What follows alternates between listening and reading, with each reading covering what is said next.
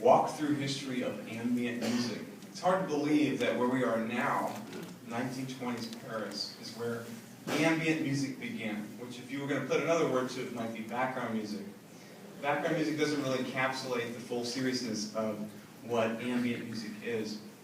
When Satie wrote this music in the 1920s, and specifically some of the music you'll hear called furniture music, the idea was to create music that could be, played behind, say, a grand reception, or in the room of a prefectorial office, as you'll see the titles scroll by as you hear it.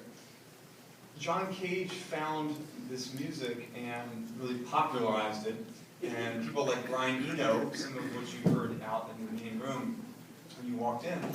Brian Eno, in the 1970s, 1980s in England, created a kind of ambient music with electronic instruments.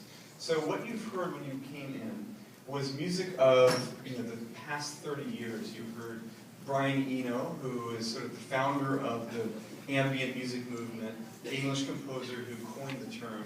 We also heard a couple of other English composers such as Aphex Twin, Richard D. James, also some German artists, Mouse on Mars, Tuba Coco Rock.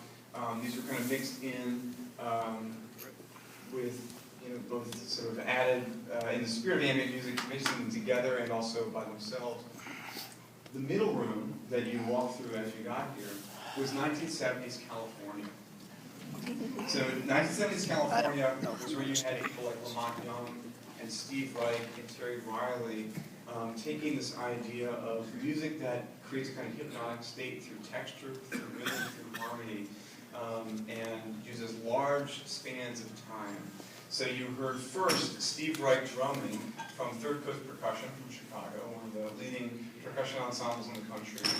And that piece uses kind of additive, subtractive, rhythmic motives to create this whole tapestry of rhythm. That means, rhythms that kind of, just through simple additions or subtractions, create a kind of whole world. After you kind of got into that room, you started to hear on the other side these drones from Lamont Young, a real visionary in American music, whose first inspirations came from things like power transformers, like the drones of everyday industrial sounds, and he transcribed those instruments. So you heard a piece called Pre-Tortoise Dream Music that is, kind of for a flexible ensemble, mainly based around intervals. And I think, again, in the spirit of ambient music, they sort of can overlap for a little bit, if you have the rhythmic music of Steve Reich and you have this drone music of Lamont Young, there's an opportunity there for them to link up.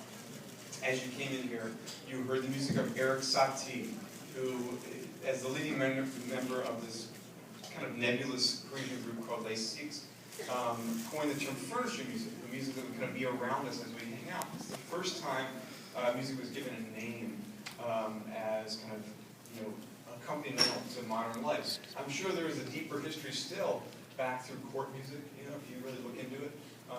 Music that kind of connects back into ceremonial situations.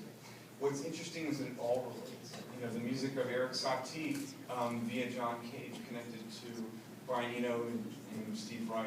So we're going to continue to go deeper into this mystery. We're going to hear a little bit more of Eric Satie, and we're also going to hear a bit of Pierre Schaeffer. The first electronic music was written by Pierre Schaeffer. It's called Musique Concrète. It turns ambient music on its head. It takes the idea of ambient sounds, in the case of this particular piece you'll hear on recording tonight, sounds of locomotives, steam locomotives, train stations, and turns them into music. So right now we're going to hear a piece by Eric Satie, about a 5-minute piece called Hymn for soprano and piano.